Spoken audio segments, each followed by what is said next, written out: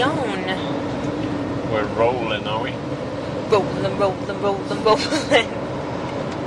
Just get around this car. Yeah.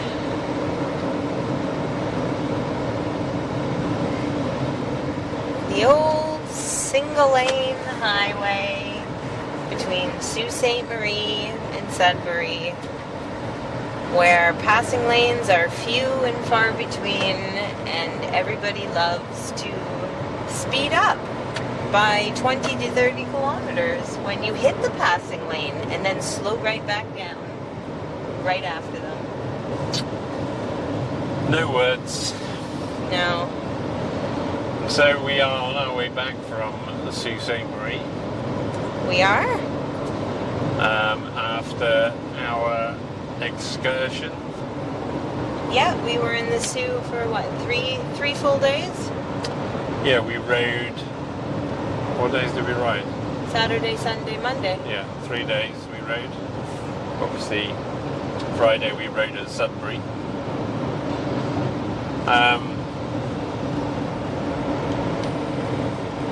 Mennonites there with two little boys driving the horse and carriage. That was excellent. To plough the gravel on the side of the road, I guess for the horses. Anyway.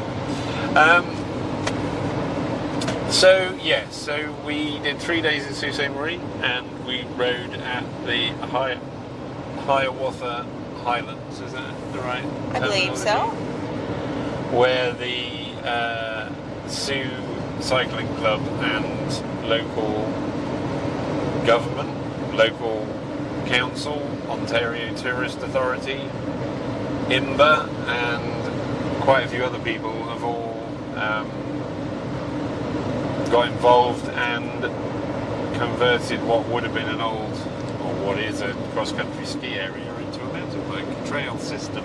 Yeah, they've really put a lot of time and effort and, I guess, money into growing this place, and it is quite amazing what's been done over the last few years and continues to happen. They are suffering, though, with what a few other places suffer with, and that is the fact they are building trails, but they don't have the infrastructure to keep up. And we're back. Try again. Yes. So you were, I think, saying that that's the problem with... So they're building trails. They had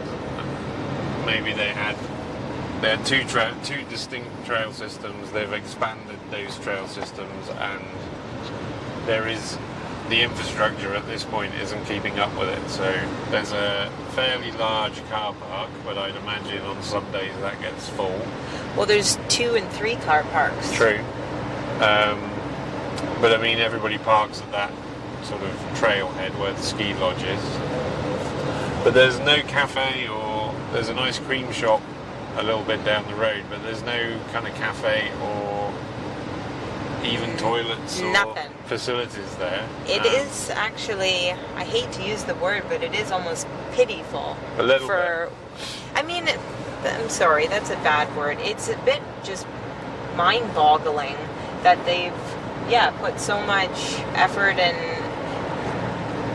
they've done such a great job, but then yet there's nothing there for anything like that. No, and if someone kind of rocked up with a food truck cafe, like a coffee shop thing on a Saturday and Sunday morning even. Yeah, even mobile something. And they brought in a couple of porta potties, then that would be a bit more infrastructure, at least, to kind of offer something. But yeah, there is nothing apart from the ice cream shack a little bit. I guess there is a toilet there, though. There is, but I don't know if you can just go in and use it, or if it's for patrons only. Good question.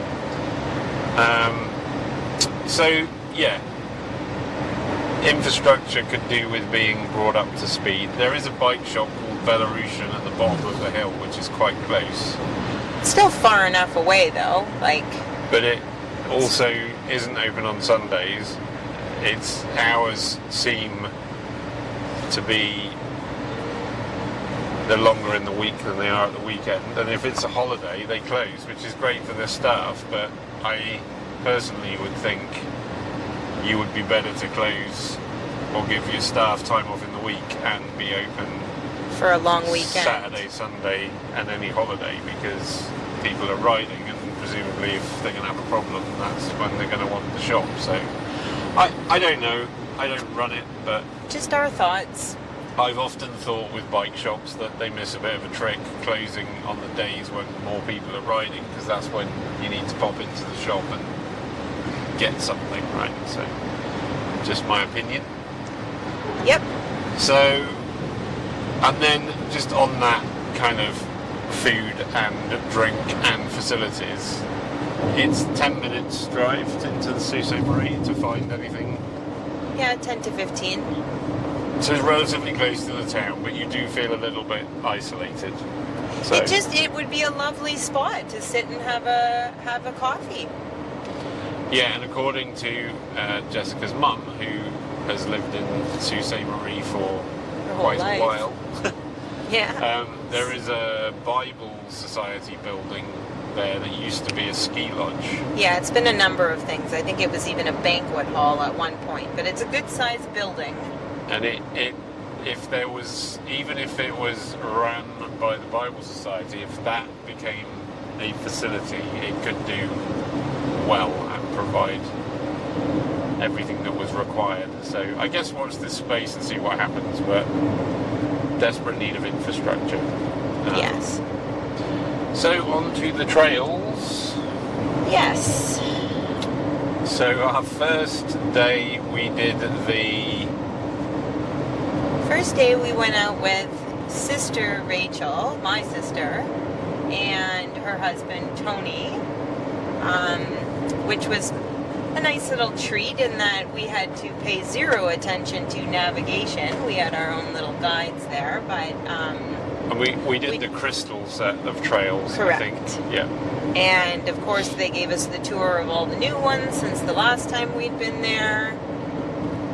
And there was quite a bit. Yeah, there was already a good set of trails, but they've also built some new trails. They've built some, I guess they built a couple of jump lines, and they've put some new berms in, and they've thought about the new trails they've built, so you carry speed through them. You can see the way the trail building has evolved from the trails that were there previously to the ones that are there now. Like the building now is improving, different and improving. Yeah. So yeah, we did Crystal on the first day. We did 8 miles, and I don't think we covered the same trail twice. No, I don't think so. There's a beautiful river there. I don't know the name of that river, but well, there's two sets of waterfalls, and in fact we ran into someone trying to do some kind of video, and one set of falls is definitely called the Crystal Falls, but apparently there was another name for the other set of falls, which I did not know, so maybe we'll report back on that. But so, and then as for, I don't know what any of those other streams would be called. I guess I should have found this out. This is kind of what we're trying to report on, eh? So there's some water that's nearby that trails are weaving about through. Day one, or a good first day, is the Crystal Trails, which is you park at the main car park where the Bible Society building is. Sioux Finnish Nordic clubhouse is. And you access that Crystal Trail system, and I think that would be a good half day to 3/4 of a day of riding to cover all of those trails and explore it properly. And there are some nice picturesque spots where you can put your feet in the water if you've got a bit more time. There's that lookout one at the very top where we've taken a few photos. Yeah. And there's a lot of kind of riding and stuff to see there. One of these sets of falls over there, you can swim in the pool at the bottom. It's a bit chilly right now, I'd imagine, but It's not as cold as Lake Superior. True. When I was a kid, we used to jump off those falls into the little pool at the bottom. So then there's another trail system, which is as you come out of Sault Ste. Marie up the hill, there's another car park before you get to the main trailhead car park on the left. And there is a set of trails there which are called Pinder. No, is that Red Pine? Oh, Red Pine, sorry. And they've also built some new trails in there as well. It's not as big, it's more like 5 or 6 miles, and as an introduction to the riding there, I would say those trails, Red Pine is a good one to start with because it's a bit more rooty and woody and a bit more gentle and a bit less rock to start with. Yeah, and there's that cool little set of features of the log rolls over on that side too, where it starts out with like 1 log, and then a little further on it's like 3 logs, and then I guess 5 or 6 logs. It builds up. So I remember, when at the beginning for me, that was a great little practice beginner feature set of features. Yeah, it's on a good surface. It's on kind of pine needles and loam, and it's relatively you get a good flat. run up to it. Yeah, I would agree with that. And it's varied as well. You go from pine trees to broadleaf trees to pine trees to a little bit of open, and then Ferns. There was a lot of ferns. Yes. There was even a trail called Fern Gully, I think. yeah, it's pretty. And then it's not featureless. There's a couple of fairly steep rolls, but there's no nasty features or anything. Just I'd say the tree big roots. and another big difference between the Crystal side and the Red Pine side is that the Crystal side has a lot more rock. The Red Pine side has a lot more pine needles Yeah, and roots. I would agree with that. And then, so last time we were up, there was a new trail that they'd opened, which was called Farmer Lake. And we attempted it last time, but we had to cut it short because somebody we were riding with had an upset stomach, and it was raining, and they just weren't having a good time. So we finally made a decision to say, today's not the day. we turned around and came back. So this time, on day 1 we were going to do it, but we didn't for various reasons. And then we decided that we would do it yesterday. And it's not that difficult. It's certainly not as hard as some of the stuff we've ridden in Quebec, or even some of the stuff we ride where we normally ride. But it's kind of got a little bit built up because everybody's sort of saying it's hard and... Well, and there are some definitely challenging spots. Yeah, but the challenging spots are more kind of short downhill, steep uphill. There's some rock features in there, but it's nothing on the face of it that looks terrifying. It's just a bit more technical, I guess is the word, or tricky than what we ride normally, or what we ride all the time. So I'll let Jessica take over from here. Well, had a bit of an accident. I guess my first kind of big accident on the mountain bike, eh? Yeah. Well, you don't fall off very often. No, I've been relatively unscathed, and I would say I'm fairly cautious. Yeah, sensible, I think is the word. Sensible, sure. Yeah, sensible. I mean, if I'm second guessing for too long, you generally say not today. I would say you ride within your limits, as they...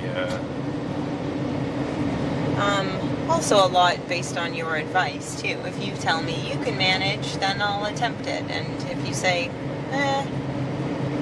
Or we learned the new thing on the way up. Look at it first, walk it first, and then ride it. Or make a decision if you want to ride it. Yeah. So anyways, we were cruising along, and I was feeling all right. Better than me, actually. You went in front of me because I was slowing you down on the ups.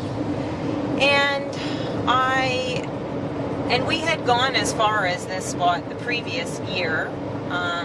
So I even remembered this spot coming down a hill, and then you kind of come around a corner a little bit, and you see this like rock slab to go up. And I saw it and I was ready for it, and I even shouted back at Jamie, gear down, like as in there's going to be a climb, and I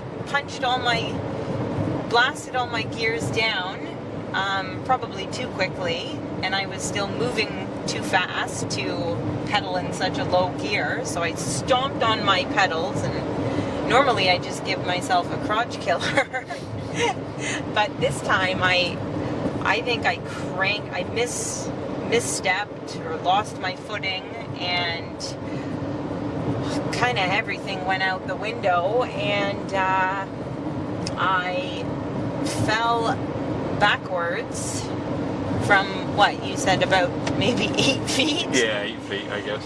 And landed on a log, and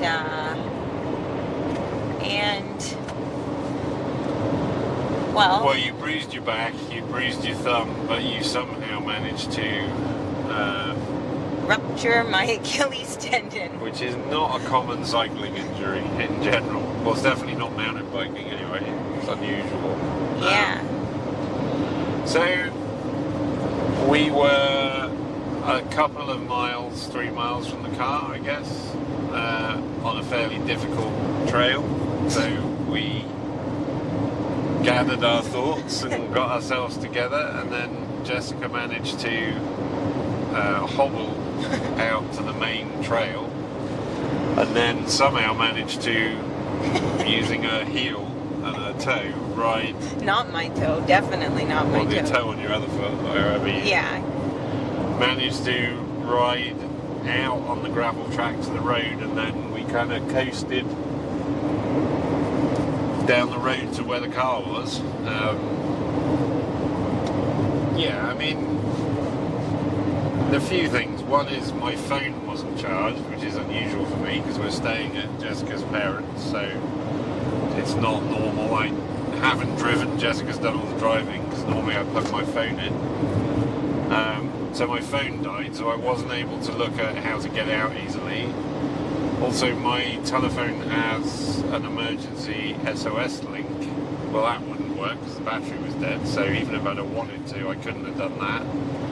So, message to me, even after all these years of being out and knowing, is charge your phone, because that was stupid. So that's one thing. The second thing is, we found our way.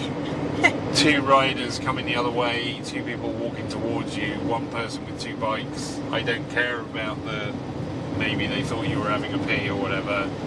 Didn't even stop to see if everything was okay, which is just weird in my book, and something I am gonna write about for sure. There's a couple of things I'm just thinking about. I'm not quite figured that out yet, but I wasn't impressed with this kind of, I don't know, just the riding up the hill, focused on getting to the top of the hill, and clearly something was wrong, and not to even ask. Just makes no sense to me, to be honest. It's not how mountain biking ever was and ever should be, and yeah, I'll get into that another time. Yeah, and then I guess we got back to the car, and then we went home. Got some snacks. Jessica thought she was going to be alright and she was going to walk it off, but it clearly was not getting any better. Well, 7 hours later in the emergency room. Went to the emergency room of Sault Ste. Marie, where she encountered a anti-mountain biking nurse, which was interesting. I just wish I'd got her name, because I would have quoted that, but I can't remember. And then, yeah, But then the guy that finally put the cast on me, he was a mountain biker. He was cool. Yeah, we're everywhere. Yeah, we never did catch his name. Yeah, so I guess the experience was kind of okay, and then here we are now in the car heading back to Toronto. Just to see what the next steps are. And I think, as a little side hustle, Jessica's probably going to do a mini-series on her road to recovery. Because I think it's helpful for people to, at least have a real story of somebody that's going through this, and Now, what happens on the way, really? Well, I'll tell you one thing. My first reaction when they told me how long I was going to be out of commission, That was difficult to watch. That was difficult to hear, let me tell you. At the beginning of June, the beginning of summer, I said I need my husband. I did not think. I thought maybe I just pulled something or bruised something. I did not expect full rupture. And to be walking out of there with a cast. And to now have learned 24 hours or 12 hours later that they should have operated yesterday. But we'll get to that and my findings as we go. We've already had a morning full of calling this person and that person to see, do I even stay put and try and get this surgery done here or down south? And so I think the general thought is, better to get to a bigger city. And well, even my brother's now giving a different opinion. Yeah, he deals with a lot of people in sports and sport-related injuries, and he's well connected, and he's actually been quite surprised to find out that your two options are to have surgery for healing or to let it heal on its own. And most people are saying that if you're a candidate for the surgery, it's the way to go, but he's now saying, bringing new information that it might not be. So anyways, we'll see what I learn in the process here, and anything that's relevant I will try and share. Heaven forbid this happen to anyone else. But yes, let's try and use it as a learning experience and an opportunity to, I guess, just do a few other things while Jessica can't ride a bike. Is in recovery. Or go looking, or do anything, really. I know. Well, let's just see how we go, right? Yeah. One step at a time, Completely. one day at a time. So far she's managing this with no painkillers either, which is, I think, because it's got a cast on it, so it's holding everything in place. But well, yeah, let me tell you, walking out of there, if I moved it in like a smidgen of a degree towards dorsiflexion or anything past, well, even at 90 degrees of my ankle, I was like yelping. yeah. So But there was nothing wrong. I'm okay. well, I really did think I just didn't think there's no way that I thought I would be in a lot more pain, or just it would not have been possible to get out of there. I don't know, and everybody kept asking me if I heard a popping noise. I guess I heard just one big crash, and then I felt like I was going to pass out, and then I was being attacked by mosquitoes, so... I think there's a few things as well I've learned. So one is always, well, not always, but maybe riding with a long sleeve shirt in a bag isn't a bad idea if you're in mosquito land, because if something does happen, to just put something on to stop the bugs biting your arms is Yeah, that useful. was pretty brutal to be in that situation and then have bugs biting you non-stop. That was an added layer of discomfort. I ride with a backpack that has a back protector in it, and if Jessica had had that on yesterday, at least her back wouldn't have got bruised. But it also shows that, I mean, I guess gloves may have stopped your thumb getting hurt. I know you don't like wearing them, but like, there's no pads or protection you can wear that will stop that injury. It was a freak injury and just a weird accident. Yeah, I'd say so. And I think people that ride a lot listening to this, it's a natural thing that you develop. But if you're new to riding, if you are going to kind of do something that's like an up and down, and you think there's a potential of you not making it, then Yeah, I just learned something. remembering to drag the front brake rather than the back brake, so that if you do slide backwards, it's not to say you're not going to come off the back of the bike, but you're going to do everything much slower and in a much more gradual way. But you slide, you drag the tyre towards you. So I definitely learned something in this. Whereas if you cram the back brake on, I just jammed on cartwheel. all the brakes and then, tipped over backwards.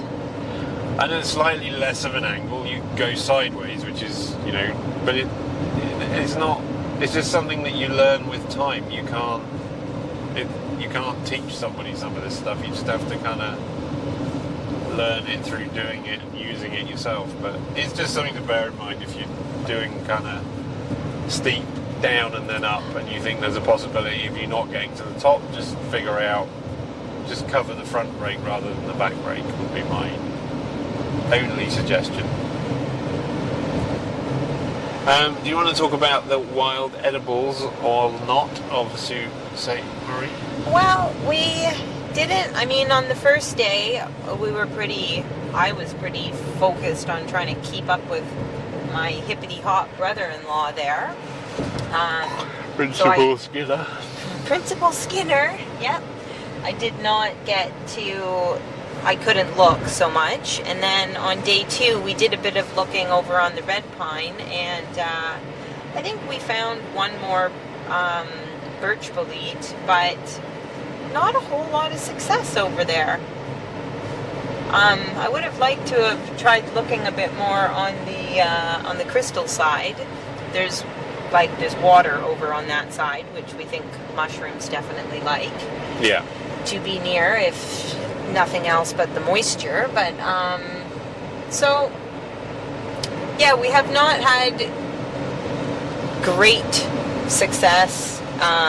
Last year we were up at the same time for mushroom hunting at Hiawatha. Nothing of like major abundance, but we definitely saw some other old oysters, and like there's remnants of things. It's almost like we're too early or too late. So I would definitely say it's worth keeping your eyes peeled. They've got to be in there. It's definitely like correct, nice, inviting environments for mushrooms. Temperature variations, which is what all of the things that mushrooms like. But we would need to check it out, I think, some other times of years. Yeah. Nothing else on the wild edibles that we spotted? I don't think so. No. No other berries or anything. Again, they're a little bit behind us in Toronto up here. So it could be a few more weeks before. We did see a black bear, though. Oh, we did, yeah. After the whole emergency adventure yesterday, we went out to camp, which is about 40 minutes northwest of town, and we saw a nice, I would say, teenager black bear on the side of the highway, and we think he was looking for snacks. You thought he was a bit thin, didn't you? But I thought his fur looked a bit thin. It wasn't a thick coat, although it is spring, or summer rather. Yeah, he was not small, and he had, he looked like a handsome fella. He was handsome. But that was a little treat, and he was quite close to the city as well. He was very... which means they probably are hanging out in the woods up in Hiawatha. If you're ever riding up there on your own, like I do, then maybe... Yeah, that is worth mentioning. Just be aware. They're not take a bell bother you, but or a whistle or something. Exactly. And actually, our brother-in-law here, he did mention too. He said, "Look out for porcupines." I think he almost hit one on the trail the other day, and those little suckers are a treat to see. They look like they got their hair slicked back. So, anything else you want to add?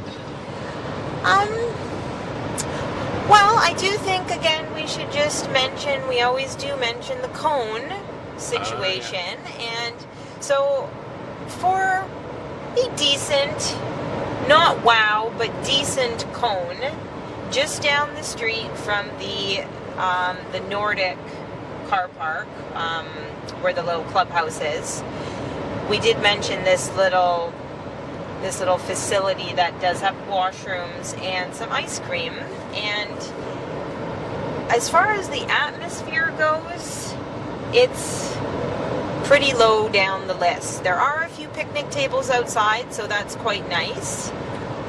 Oh, and we should mention too, they built a little pump track there. Yeah. Yeah, there's a little pump track near which the was ice new cream from shop. last year. That wasn't I there. think it was there, but they've just redone it. I think it was all overgrown and not very good quality, Oh, okay. So you can according to Tony. So. you can get a cone there. There's a good variety of flavors. Yeah. But if you want a slightly more exciting experience for a cone, if you travel into the town, Sault Ste. Marie, there's our local Lock City Dairies, and it's called Holy Cow, and that is that's a delightful cone experience. It's like they've really done it up like a little parlor with the checkered floor, and they really whack the scoops on for sure, and tons of flavors, tons of flavors. I'll put a link in the thing. Yeah, for sure. We always make a stop at Holy Cow, if not several. And I think on one of the days I had 3 cones. And there was another. Holiday! There was the one down at the station. Then, place. again, for another better atmosphere is the Mill Market, and they're doing some things down there in the Sioux as well. They're kind of revamping some old buildings, which used to be paper mill. Yeah. And So rail that's yard. definitely worth mentioning and checking out. They've done a really, really nice job. At the Mill Market, you can get a coffee, and they have some nice gelato there, which I do believe that they make in-house. And yeah, you're down by the locks. It's a pleasant place to be and explore. Yeah. So I think for this episode, for now, that is probably almost it. We will be back revisiting Farmer Lake. It could even be next year now, but we will see. Oh, God. Farmer Lake. I've got a bit of a boner to pick with Farmer Lake, don't I? This thing has been built up so bad and so much. One day I will conquer Farmer Lake. So far I'm 0 for 2. I was thinking next time we're up I might go and do it on my own, but I don't think that's fair. I think I have to wait. I was going to say, have you lost your mind? I will joke about... I don't even know what I'll do. Yes. Let's leave it at that. So, Okay. I quite often ride places there and then take you, that's all. Yeah, fair enough. But, yeah, I think this one, the maiden voyage will be together probably. Yes. So the next episode might be a bit different because I'm suspecting I could be riding on my own.